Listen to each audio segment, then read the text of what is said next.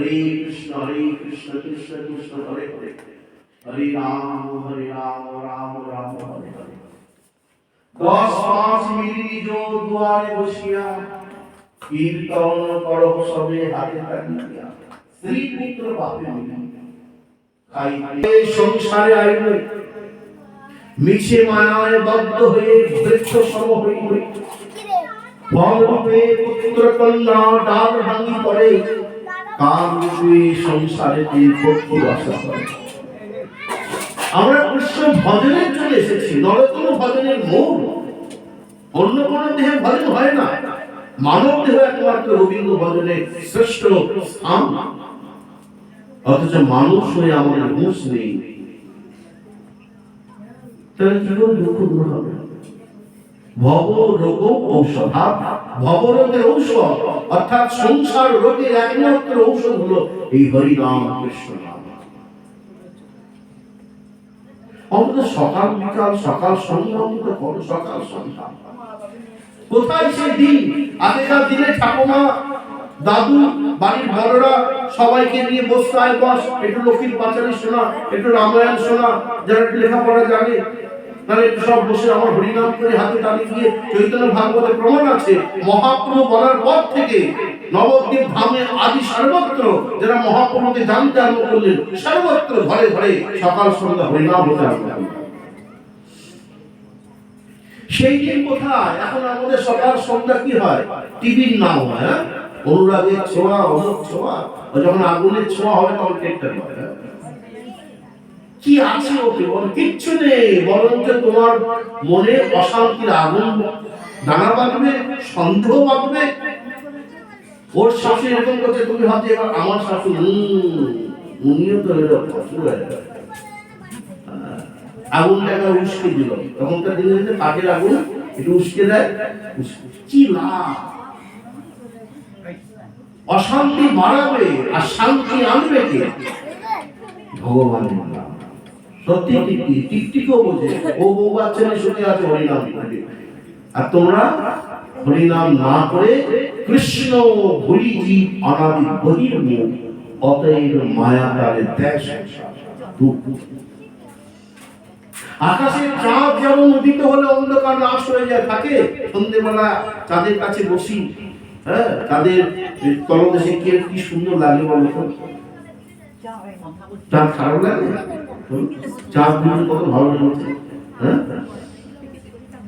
দিনের বেলা সূর্য কত ভালো লাগে, অন্ধকার হয়ে যায়। তেমনি বৃন্দাবন চন্দ্র ভগবান প্রত্যেকের ঘরে ঘরে আছে, ইনি শুধু এক জায়গায় আছেন তা নয়। স্থাবর জঙ্গম দেখো না দেখো তার মূর্তি, যাহা যাহা নেত্রে পড়ে উহা কৃষ্ণ স্মৃতি, সর্বত্র ভগবান আছে। প্রহ্লাদ জিজ্ঞেস করছেন প্রহ্লাদ কি, হিরণ্যকশিপু বল প্রহ্লাদ তোর ভগবান কোথায় আছে? বাবা কানাই কোথায় নাই বলতো? সবার হৃদয় মাঝে আছে, জীবে সম্মানে জীবে যাবে কৃষ্ণ অধিষ্ঠান, তাই না? চোখ বুঝো, নয়নের মধ্যে থাকি অন্তরে শ্রী গোবিন্দ দেখি। কোথাও কিন্তু আমাদের তোমার হৃদয় মাঝে রয়েছে, সর্বত্র রয়েছে। আমরা বৃক্ষের মধ্যে ভগবানকে দেখতে পাই, অশ্বত্থ বৃক্ষের পূজা হয় না? আমরা পাথরের মধ্যে ভগবানকে দেখতে পাই, নারায়ণ শিলা পূজা করি না? শিলামৃত পাত্র গিরিরাজ পূজা করি না? যে বিগ্রহগুলো তৈরি হয় সব তো পাথর থেকে তৈরি হয়, তাই না? কিন্তু আমরা কি পাথর যেন দেখি? ভগবান যেন দেখি। প্রহ্লাদ প্রমাণ করে দিল, স্তম্ভ থেকে নিঃসঙ্গে বেরিয়ে আসে। কোথায় নাই ভগবান? আমাদের চোখ নাই, আমাদের ইচ্ছা নাই, তাই ভগবান নাই।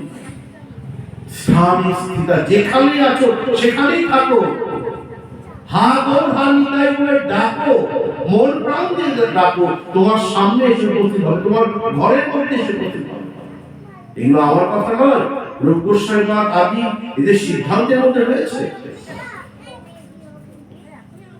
তবু আমরা দেখি, কারণ আমাদের মুখে নাম হয় না, ভগবানের নাম হয়। সবার নাম হয়, ও টিপি বাবা, ও বলছে ও টিপি মা,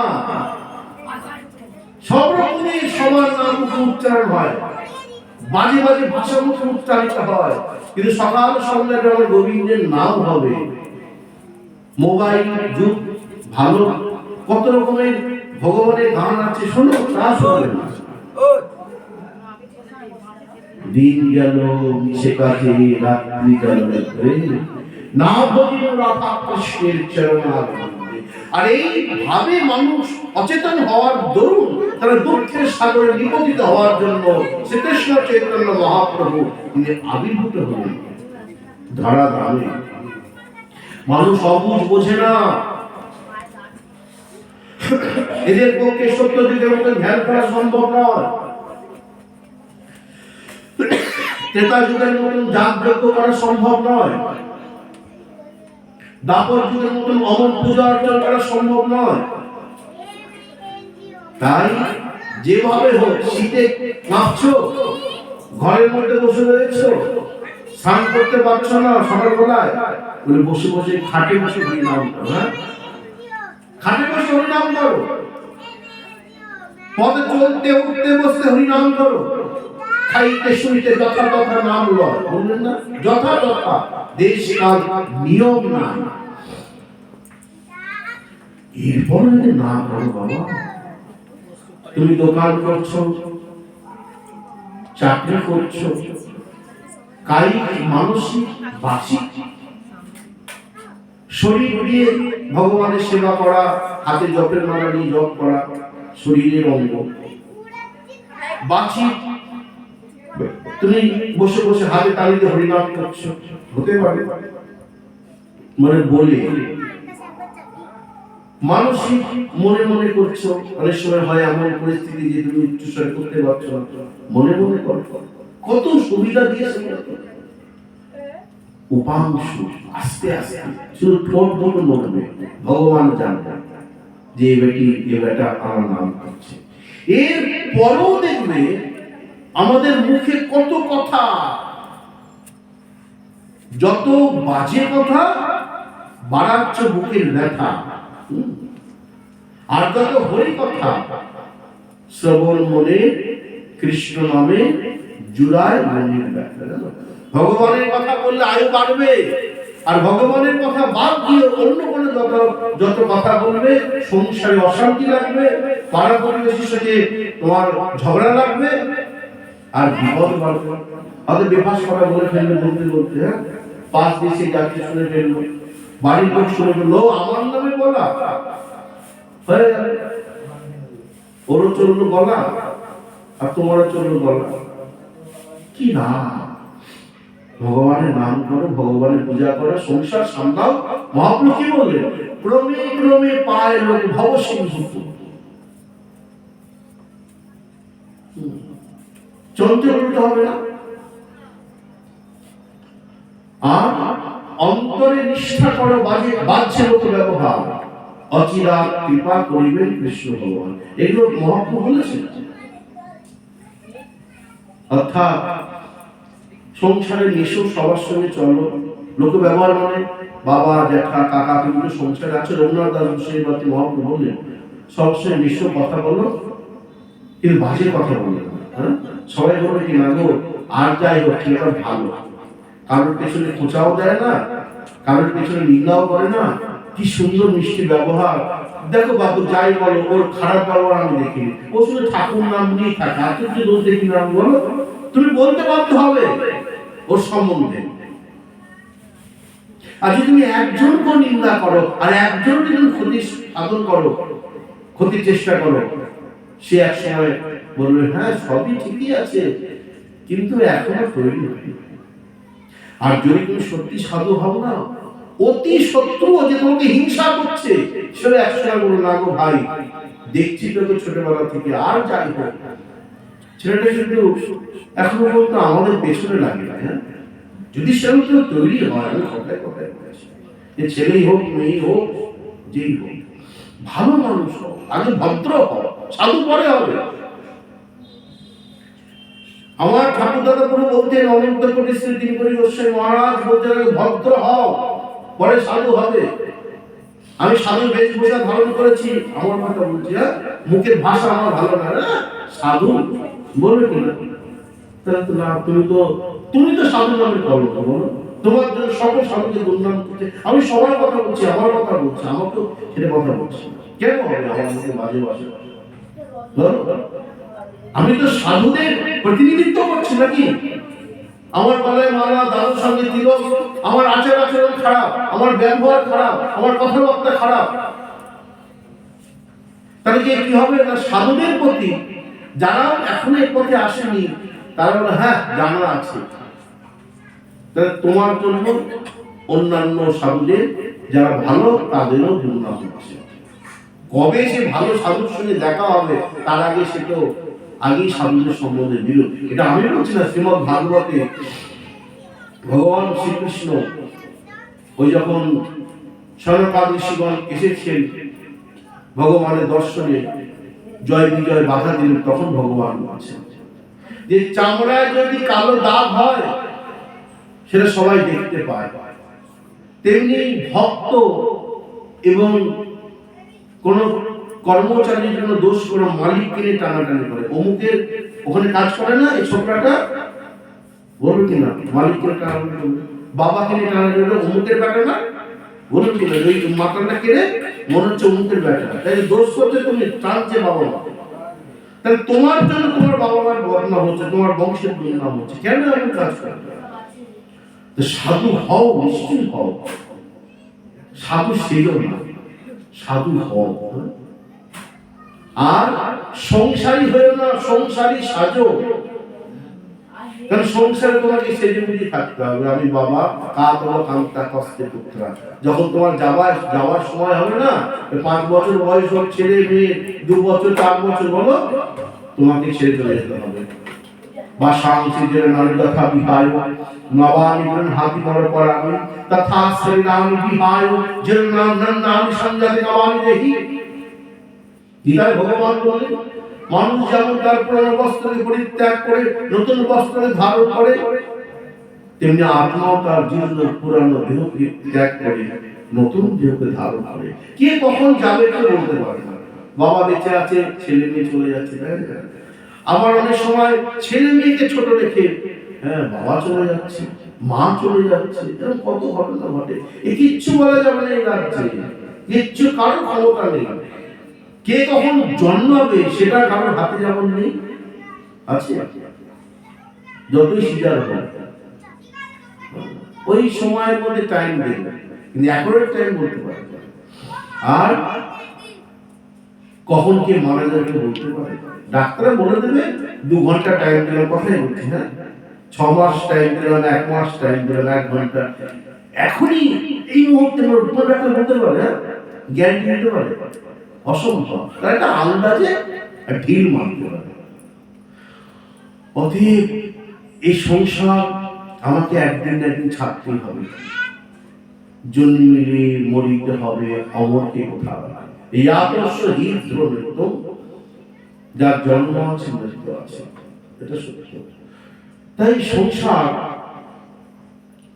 এই সংসারে আমরা সাধু, আর সাধু আমরা হব। একটা গাছ যেমন কতজনকে সেবা করে, কেউ গাছের নিচে এসে বসলো, কেউ গাছ থেকে পাতা নিয়ে গেল, কত সেবা করে। বৃষ্টি হচ্ছে গাছের নিচে বসলো, তেমনি গ্রামে যদি একজন সাধু হয় না, কত লোকের ভালো বলো তো। ও সাধু দেখো না বাড়িতে খুব অশান্তি হয়েছে, তোমার কাছে দুর্গন্ধ থাকি, যে ভগবানের কাছে বেশি বলো। একটা মন্দির হওয়া কিন্তু ভালো। তুমি দেখো যখন দুঃখ কষ্ট হয় না, কারোর বাড়িতে যেতে মন চায় না, চাই কি? আমি কি আমার বাড়ির কথাই লোককে বলে বেড়াবো? যদি কারোর বাড়ি দেয়ালে হেলান দিয়ে বসে থাকি, গালে হাত দিয়ে কি হয়েছিল বন্ধনে, হ্যাঁ তুমি দুজনকে শান্ত হয়ে বসে থাকতে পারবে না, তোমাকে খুঁচাবে কি হয়েছিল বল। কিন্তু যদি পাড়ার মধ্যে গ্রামের মধ্যে মন্দির হয়, তুমি ভেবে দেখো, তুমি সেখানে গিয়ে তুমি বসতে পারবে যে ভাই আমি তো তোমার বাড়িতে আসিনি, আমি মন্দিরে এসেছি, বলো কিচ্ছু না। তুমি যদি ভালো হও, আর মন্দিরে যদি তুমি সেই গল্প গুজব করো, বসে বসে ফোনে কথা বলো, তাহলে লোকের চোখে লাগবে কি এতক্ষণ ধরে মন্দিরে বসে কথা বলে। মন্দিরটাকে আড্ডা বানালে হবে না, মাথায় রেখো। মন্দিরটাকে পার্ক বানালে হবে না, মন্দিরের মধ্যে যাও, বিশাল কাজ 100%। এই জন্য মন্দির আমার ব্যক্তিগত ভাবে আমি দেখেছি আমাদের নবদ্বীপে, আমাদের মন্দিরে বিশ্বাস করো ভোরবেলাতে কত লোক আসে, তুমি চলো নবদ্বীপে, আরো কত মন্দির আছে দেখবে দিনের পর দিন মন্দিরে ভিড় হচ্ছে কিনা বলো। হ্যাঁ, কিছু না গিয়ে ইস্কনের নাকি চুপচাপ বসে থাকে, তাই না? কত ভালো লাগে, বলো তো, মনটা আনন্দ ভরে যায়। নবদ্বীপ ধামে কত ভক্তিময় মন্দির আছে, হ্যাঁ, সেখানে গিয়ে আমি দেখি কত মানুষ চুপচাপ বসে থাকে ঠাকুরের সামনে বসে চোখে জল ভাসায়। হ্যাঁ, আজকে দেখছিলাম একজন ভক্ত মা সেইখানে এই মন্দিরে ভগবানের দেবতাকে অঝরে কেঁদে যাচ্ছে, অঝরে কেঁদে যাচ্ছে, আমি দেখছি কিচ্ছু বলছে না কাউকে, আপন মনে। এই যে মনটাকে হালকা করা, বলতো না, কোথায় যাবো বলতো, কাকে বলবো? যার কাছে মনটা হালকা করবো, পরে সেই আমাদের মনে হয় কি হয়েছিল যে আমাদের ঘরে এসে দেখছিলাম কাঁদছে, সে এমন ভাবে বলবে বাড়িতে আর অশান্তি লাগবে। হ্যাঁ, বাড়ি যাবো, হ্যাঁ তুমি আমার বাড়ি থাকছো আর লোকের বাড়িতে গিয়ে আমার দুর্নাম করছো, বলবে কি বলবো? হ্যাঁ, তোমার কি লাগলো বাড়িতে কান্নাকাটি করে, মানে কাঁদবার কোনো জায়গা পাবে না। ঘরে দরজা বন্ধ করে কাঁদবে, দরজা টোকা দেবে, আরে কি হয়েছে বল না, কারো বাড়িতে যাবে সে তোমাকে ডিস্টার্ব করবে। কিন্তু মন্দিরে চুপচাপ বসে থাকো, কিচ্ছু না, প্রভুর দিকে তাকাও। প্রভুর দিকে তাকালে কোনো অসুবিধা আছে? যদি আমি ভগবানের দিকে তাকিয়ে থাকি, কে বলবে যে আমি, যদি বলে প্রেম করছে, বেশ করেছে, আমি গোবিন্দের সঙ্গে প্রেম করছি, বলো। হ্যাঁ, শাস্ত্রে বলা আছে ভগবানের সঙ্গে প্রেম করার কথা। অকই নব কৃষ্ণ প্রেমে যেন জন্ম নব হে, হেন প্রেম নিরোকে না হয়, যদি হয় তার যোগ কবু না হয় বিয়োগ, বিয়োগ হইলে কি কোনো জীবন। প্রেম একমাত্র ভগবানের সঙ্গে হয়, অন্য কারোর সঙ্গে হয় না, এটা প্রেমাভাস।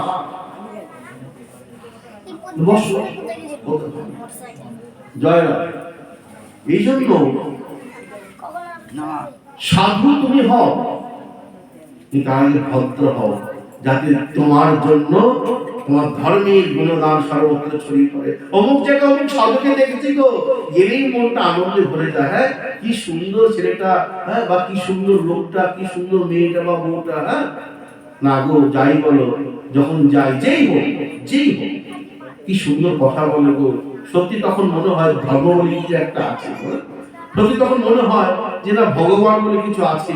ওনার কাছে যখন যাই যেন মনটা হালকা হয়ে যায়, যেন কিছু না বললো, চুপচাপ বসে থাকি, কত ভালো লাগে। এইরকম হও। ভারতবর্ষে জন্ম, যার জন্ম সার্থক তুমি করে পড়ো বোকা। তুমি মানুষ হয়েছে, তুমি ভগবানের দূত। ভগবান যেমন সর্বত্র আনন্দকে ডেকে নিয়ে আসছেন, আনন্দ পাইয়ে দিচ্ছেন, আনন্দের বন্যা বয়ে দিচ্ছেন, তুমিও তেমনি যেখানে আছো সেই জায়গাটাকে তোমার দ্বারা একটা ছোট্ট প্রদীপ সে তার জায়গাটাকে আলোকিত করে, তেমনি তুমিও তোমার যতটুকুনি তোমার সামর্থ্য, তোমার কাছে যে একজনই আসো, সেজন্য দুঃখী না হয়ে পড়ে যায়, তবে তোমার জীবন সার্থক হবে। বলো, এই জন্যই মহাপ্রভু অবতীর্ণ হলেন।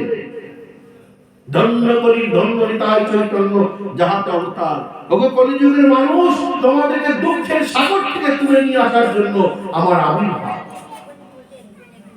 কত বড় দুঃখ কাতর আমার মহাপ্রভু। হরিদাস ঠাকুর বলছে, সনাতন, ওগো সনাতন, এমন ভগবান দেখেছো, এমন দয়ার ঠাকুর দেখেছো। মা গো, কথা বলবো, বাসুদেবের কুষ্ঠ হয়েছে, কেউ তার সামনে যাচ্ছে না, আমার মহাপ্রভু এগিয়ে যাচ্ছে। বাসুদেব বলছেন, প্রভু এগিয়ে এসো না, প্রভু কুষ্ঠরোগী আমি, প্রভু তুমি আমার কাছে এগিয়ে এসো। দেখো না, কেউ আমার দিকে তাকায় না, যেই যায় আমার দিকে মুখ ফিরেও তাকায় না, সব চলে যাচ্ছে। প্রভু আমি কিন্তু কোনো কাউকে কষ্ট দিচ্ছি না। ওই বাসুদেবের গায়ে কুষ্ঠ হয়েছে, তো পোকা হয়েছে, পোকাগুলো পড়ে যাচ্ছে, আর বাসুদেব ঘোষ বলছে, হ্যাঁ, এই বাসুদেবের যে কুষ্ঠ, সে বাসুদেব বলছেন যে পোকার খাবার তো ঘা, আমি কেন পোকাটাকে খাবার থেকে বঞ্চিত করে আবার সেই জায়গায় রেখে দিচ্ছে। বলো, ঘায়ের মধ্যে যখন পোকা কামড়ায় যন্ত্রণা বেশি হয়। আর প্রভুর পরিকর বাসুদেব, তার গায়ে ঘা হয়েছে, পোকা কামড়াচ্ছে, কষ্ট হচ্ছে, নিজে কষ্ট স্বীকার করছে, তথাপি পোকাগুলোকে ফেলে দিচ্ছে না, উল্টে ঘায়ের মধ্যে রেখে দিচ্ছে। এই হলো গৌর। প্রবেশন প্রভু কি কারো কথা শুনে? প্রভু ছুটে এসে বাসুদেবকে জড়িয়ে ধরলেন। ওগো সনাতন, যেই মাত্র আমার প্রভু বাসুদেবকে জড়িয়ে ধরেছেন, বাসুদেবের কুষ্ঠ দূর হয়ে গেল, আর বাসুদেব সুবর্ণ দেহ ধারণ করবে আমার প্রভু অঙ্গ পরশে। সনাতন, তোমার জীবন তো ধন্য,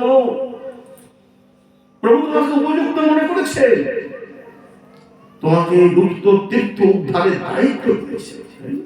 এই 6 গোসাই যাবে ব্রজে কইলেন বাস, রাধা কৃষ্ণ নিত্য লীলা কইলেন প্রকাশ। জীবনে দুটো কথা মনে রাখো, তোমার জীবনে তোমার সংসারে সুখ আসবে আসবে আসবে, আর বিপদ তুমি মুক্ত হবে। কি জানো আমার কথা বলে, এক, এই 6 গোসাই করি চরণ বন্দন, যাহা হইতে বিঘ্ন নাশ অভীষ্ট। তুমি যখনই কোনো বিপদে পড়বে 6 গোস্বামীকে আশ্রয় করো, স্মরণ করো। জয় রূপ সনাতন ভট্ট রঘুনাথ, শ্রীজীব গোপাল ভট্ট দাস রঘুনাথ, এই 6 গোস্বামীকে তুমি আশ্রয় করো। আমি বলছি না, গ্রন্থগুলো দেখো।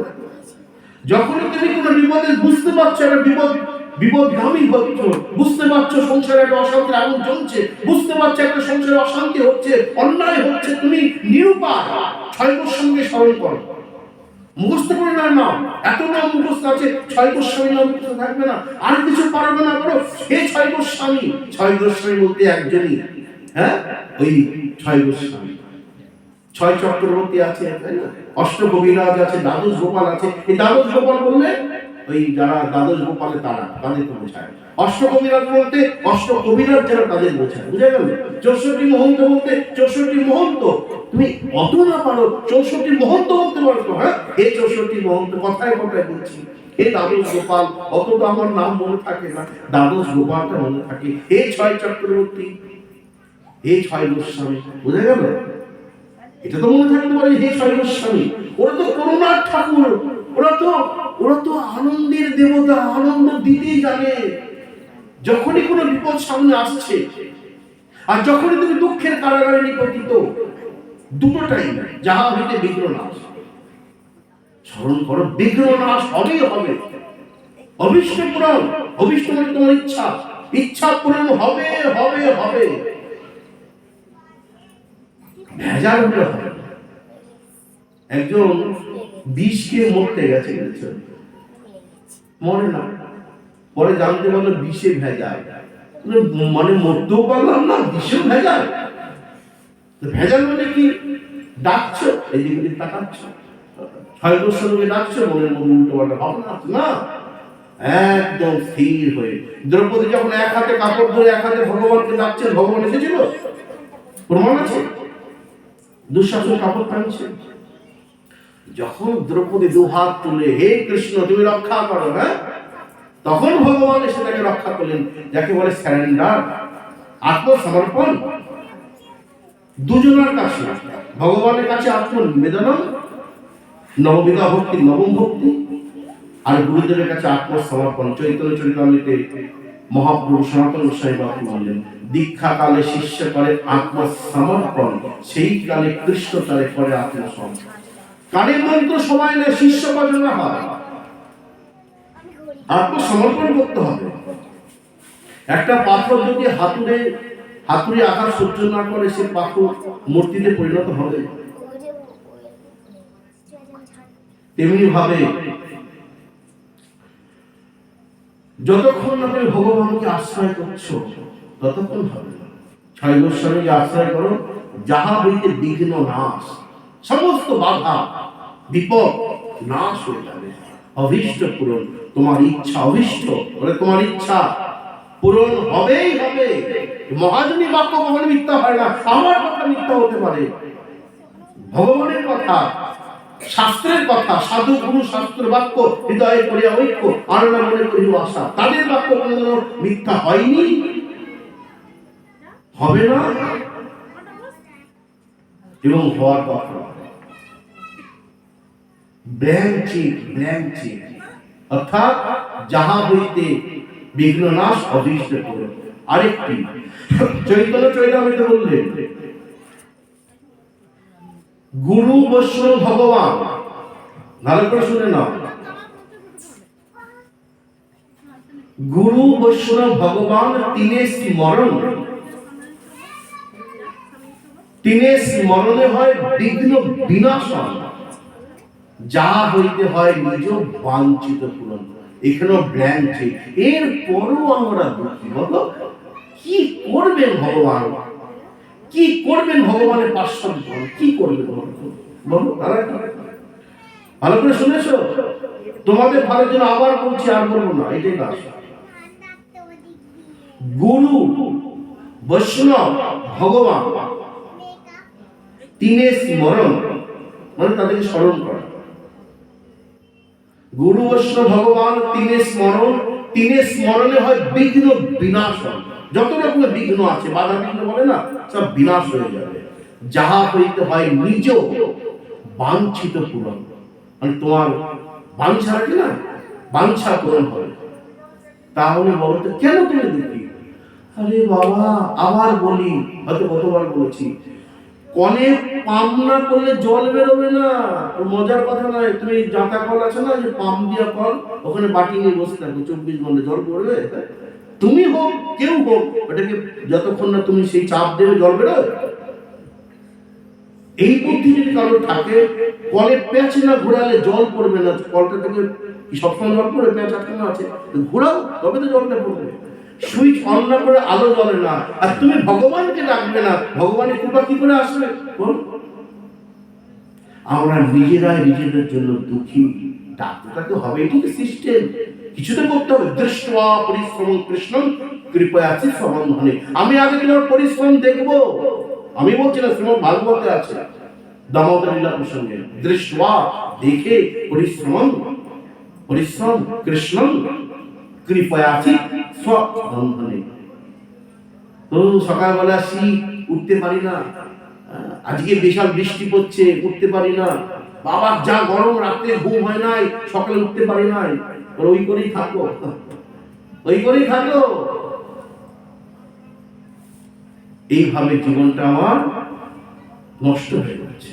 এমন কি লাগিয়ে আইনি হবে, এমনও জনমে হরিনা ভজিবি, কেমনও মানুষ হবে।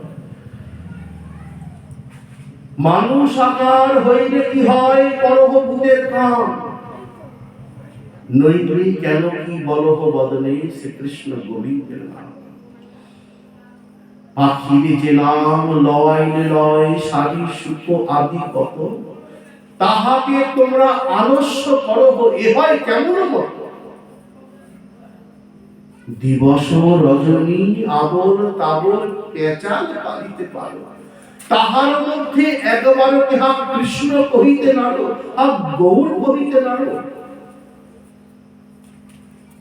বদন ভরিয়া হরি যদি বল, ক্ষতি না হইবে তার, কহে প্রেমানন্দ তবে যে নিতান্ত একান্ত দায়। তোমার সকল দুঃখ দূর হয়ে যাবে। একবার হা গৌর হা নিতাই করে ডাকো, চাদরের হাত থেকে, চাদর থেকে হাতটা বার করে ভগবানকে ডাকো একবার, একবার নিরঞ্জ হও। যদি তোমার ভালো চাও, মঙ্গল চাও, ভগবানের নামে সকল দুঃখ হরণ হয়ে যায়। তাই ভগবানকে স্মরণ করবে, যে কোনো ভগবান, নিতাই গৌর রাধা গোবিন্দ বা সকলকে করতে পারো। গুরু, তোমার গুরুদেবকে স্মরণ করবে। যাহার প্রসাদে ভাই হে ভব তরিয়া যাই, কৃষ্ণ প্রাপ্তি হয় যাহা হইতে।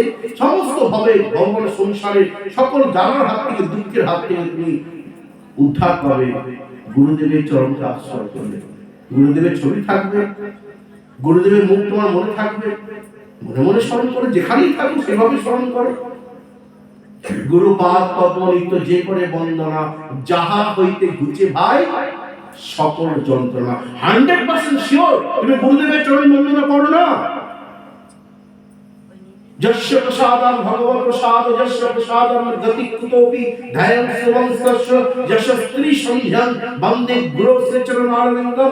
ত্রিসন্ধ্যা বলা আছে, সকাল, আর যেটা সেই মধ্যাহ্নকালীন সন্ধিক্ষণ থেকে সন্ধ্যা, আর সন্ধ্যাবেলা ত্রিসন্ধ্যা গুরুদেবকে স্মরণ করো। একবারেই স্মরণ করে না, মরণ ভালো তবে স্মরণ করবে না। যদি ঠিকঠাক স্মরণ করে থাকো, তোমার জীবনে যত দুঃখ দূর হবেই হবে। গ্রন্থে পরিষ্কার করেছেন। আর বৈষ্ণব, যে কোনো বৈষ্ণবকে স্মরণ করো। তুমি যাকে চেনো তাকে চিন্তা করো। সিদ্ধ গৌরকিশোর দাস বাবাই হোক, সিদ্ধ জগন্নাথ দাস বাবাই হোক, তুমি চিন্তা করো ছয় গোস্বামীকে, তাই না? যাকে হোক, যাকে হোক, তুমি বৈষ্ণবকে স্মরণ করো। শুনে থাকবে। তোমার গুরুদেবকে স্মরণ করো, তোমার ইষ্ট দেবতাকে স্মরণ করো, বৃন্দাবন চন্দ্রকে স্মরণ করো, রাধা বল্লভকে স্মরণ করো, রাধারানীকে স্মরণ করো, নিতাই গৌরকে স্মরণ করো। দেখো তোমার বিপদ মুক্ত হয় কিনা, আর দেখো তোমার জীবনে যা চাইছো তাই পাও কিনা। তবে পরের ক্ষতি চিন্তা করলে হবে না। হ্যাঁ, পরের ক্ষতি চিন্তা করে ভগবানের কাছে আসলে ভগবান অপ্রসন্ন হন। সবার মঙ্গল কামনা করো, ভগবান তোমার প্রতি প্রসন্ন হবেন, তোমারও ভালো হবে, জগতের ভালো হবে। আর এই ভালোটাকে বোঝাবার জন্য মহাপ্রভুর আবির্ভাব। তিনি করুণার ঠাকুর, তিনি দয়ার ঠাকুর। দেখো তো, কে পারে? তুমি আমি পারবো? যে অমর পরমা সুন্দরী নিজের স্ত্রীকে চোখের জলে বুক ভাসিয়ে, যিনি পরমা সতী ভগবতী, ভগবানের স্ত্রী ভগবতী, এত সুন্দর সেবা পরায়ণ ছিলেন মা বিষ্ণুপ্রিয়া। লক্ষ্মীপ্রিয়া যখন তিনি এই ইহলোক ত্যাগ করলেন, বিষ্ণুপ্রিয়া আসলেন। স্বামী অন্ত প্রাণ, স্বামী সেবায় সব সময় তৎপর। একটু স্বামীকে কোনো কথা বলার সুযোগ দেবেন না মা বিষ্ণুপ্রিয়া। এমন ভাবে স্বামী পরীক্ষা করার জন্য একদিন 20 জন, 30 জন, 40 জন, 50 জন লোক নিয়ে চলে আসছে। মা বিষ্ণুপ্রিয়া হাসতে হাসতে বলছেন, মা তুমি চিন্তা করছো কেন? আমি তো আছি। আনুটা তোমার ছেলে আমাকে পরীক্ষা করার জন্য। আনু, তুমি তো আছো না, দেখেছো? মহাপ্রভু নিজে মাঝে মাঝে লজ্জিত হয়ে যাচ্ছে যে আমি এত লোক নিয়ে আসি, বিষ্ণুপ্রিয়ার মুখে কোনো রাগ নেই, কোনো রাগ নেই। অমর সতী, অমর প্রতিভক্তা, প্রতিব্রতা ভগবতী মা বিষ্ণুপ্রিয়া, যার সেবার একটু মাত্র কোনো ত্রুটি নাই।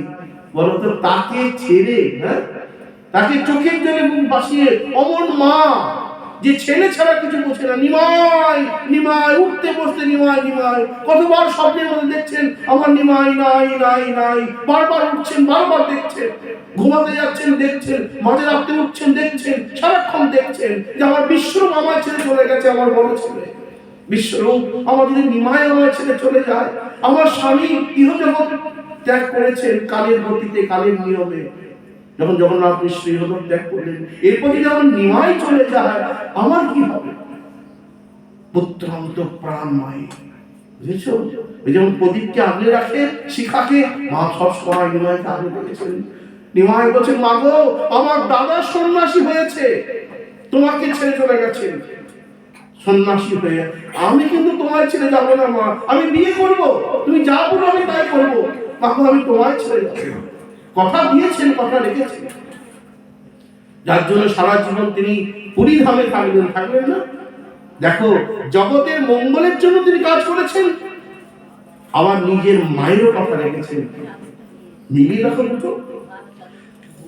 মা বলছেন, বাবা নিমাই সন্ন্যাসী হয়েছে, নবদ্বীপে থাকবে না বাবা। মা গো, সন্ন্যাসী হলে কি নবদ্বীপে থাকা যায়? নিজের বাড়িতেও থাকা যায় না, স্ত্রী সঙ্গ করা যায় না, আর নিজের জায়গায় থাকা যায় না। বেশ বাবা, তুই তাহলে কাছাকাছি থাকিস, আমি তোর সন্ন্যাস ধর্মের আঘাত করবো না, ব্যাঘাত ঘটাবো না। তবে বাবা তুই পুরী ধামে থাকিস, এখানে থাকলে মাঝে মাঝে আমি যেতে পারবো, মাঝে মাঝে লোক পাঠাতে পারবো, যাতায়াতে তাদের মাধ্যমে তোর খবর পাবো। মহাপ্রভু পরিষ্কার বলেছেন গ্রন্থে, জানো আমি পুরী ধামে কেন থাকি? হে সনাতন, তোমাকে যেতে হবে লুপ্ত তীর্থ ধামের জন্য, তুমি রূপ আদি, কিন্তু আমাকে পুরী ধামে থাকতে হবে আমার মায়ের কথা রক্ষার্থে। আমি যে মাকে কথা দিয়েছি, মা আমি তোমার কথা রাখতে আমি পুরী ধামেই থাকবো। আর তিনি সারাটা জীবন অন্তিম লীলা পর্যন্ত তিনি পুরী ধামে ছিলেন।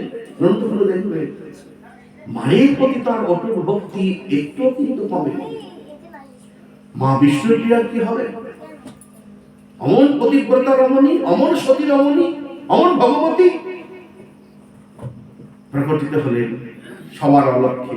ভগবান, হে বিষ্ণুপ্রিয়া, তুমি আমার মতন এক বিগ্রহ তৈরি করো। ওই বিগ্রহই আমি। বিগ্রহ নয়, সাক্ষাৎ ব্রজেন্দ্রনন্দন মহাপ্রভু বলেছেন। কখনো ভগবানের বিগ্রহ, কখনো সামান্য মাটির মূর্তি, পাথরের মূর্তি ভাববেন অপরাধ হয়ে যাবে। ওখানে তুমি আমাকে পাবে। এই আমার চরণ পাদুকা রাখলাম, নিত্য তুমি আমাকে দেখতে পাবে। দেখো, সন্ন্যাসী হয়েছেন, সেই জন্য বিষ্ণুপ্রিয়া সঙ্গ করতেন না সবার সামনে, কারণ এটা সন্ন্যাসীর নিয়ম নয়।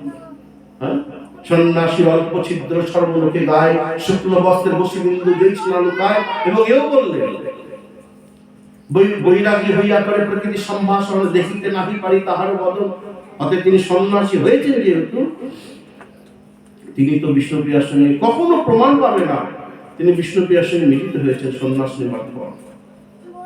কিন্তু প্রতি বৎসর মায়ের হাত দিয়ে একটা দামি শাড়ি পাঠাতেন মহাপ্রভু। প্রতি বৎসর মা বুঝে যেতেন, এই শাড়ি কি আমি বলবো বাবা, আমি বুঝেছি, আমি তার জন্য নিয়ে যাচ্ছি।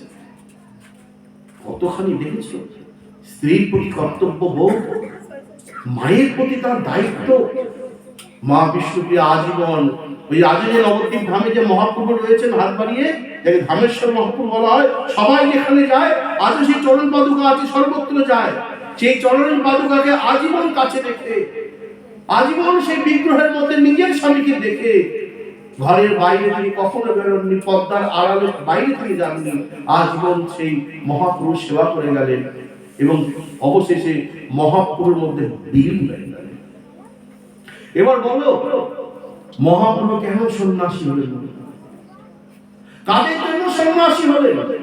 কি কারণে তিনি তার অমর পরমা সতী ভগবতী স্ত্রীকে চোখের জলে বুক ভাসালেন? খাওয়ার অভাব ছিল মহাপ্রভু। লক্ষ্মীপতি যিনি, তার বিয়ে যখন হয় রাজার মতন বিয়ে হয়েছে, বুদ্ধিমন্ত খান এইভাবে বিয়ে দিয়েছেন মহাপ্রভু। কোন অভাব ছিল না, একই তিনি ভগবান। অমর মা 24 ঘন্টা ছেলের সেবায় নিজেকে নিয়োজিত করেছে। ওই রকম সংসারে সুখ পাওয়ার পর কে সংসার ছাড়তে যাবে বলতো? বলো, কে যাবে? কিন্তু কেন গেলেন মহাপ্রভু? কেন তিনি সন্ন্যাসী হয়ে? বলো, কেন বিষ্ণুপ্রিয়াকে কাটালেন? কেন সচী ঠাকুরানীকে কাটালেন? এই আমাদের জন্য। আমাদের মতো হতভাগ্য অভাগা যারা সংসার কারাগারে নিপতিত দুঃখের সাগরে পড়ে রয়েছি, আমাদের চোখের জল মুছাবার জন্য বিষ্ণুপ্রিয়াকে চোখের জলে বুক ভাসালেন, নিজের মাকে চোখের জলে বুক ভাসালেন। একদিন মহাপ্রভু স্নান করতে যাচ্ছেন, এক ব্রাহ্মণ, এই বিনয় দাঁড়াও। মহাপ্রভু দাঁড়িয়ে করেছেন। বিনয়ের অবতার তো মহাপ্রভু সবাইকে দেখে প্রণাম করতেন। এটাই তো আমাদের বৈষ্ণব ধর্ম। সেই সে বৈষ্ণব ধর্ম সবার প্রণতি, সেই ধর্ম ধরিদারিত না হিনতি। বৈষ্ণব হইতে মোর মনে ছিল সাত, ত্রেনাদেবী শুনিছেন পড়ে গেল বাদ। ত্রেনাদেবী শুনিছেন তরণীয় সহিষ্ণু, অমানীয় মানদের কীর্তনীয় সদা হই। মহাপ্রভু দেখালেন, তুমি গোসাই হও, তুমি ব্রাহ্মণ হও, তুমি চণ্ডাল হও, তুমি যে হও, যদি তুমি বৈষ্ণব হও, তুমি সবাইকে প্রণাম করো। জীবে সম্মান দিবে জানি কৃষ্ণ স্থান। চৈতন্য ভাগবতে পরিষ্কার বললেন সার্বভৌম ভট্টাচার্য, ব্রাহ্মণ চণ্ডাল কুকুরান্ত করি, দণ্ডবৎ করিবে বহুমান্য করি। আর মহাপ্রভু সন্ন্যাসী হলেও তিনি সবাইকে মান দিতেন, সবাইকে সম্মান করতেন। বিধান আছে শাস্ত্রে, প্রমাণ আছে শাস্ত্রে। ব্রাহ্মণ দেবতাকে প্রণাম করলেন। ব্রাহ্মণ দেবতা বলছে, নিমাই, তুমি নাকি সেবা সঙ্গীনায় খুব সুন্দর নৃত্য করো। প্রত্যেকদিন কত লোক বাইরে বসে থাকে দরজার বাইরে।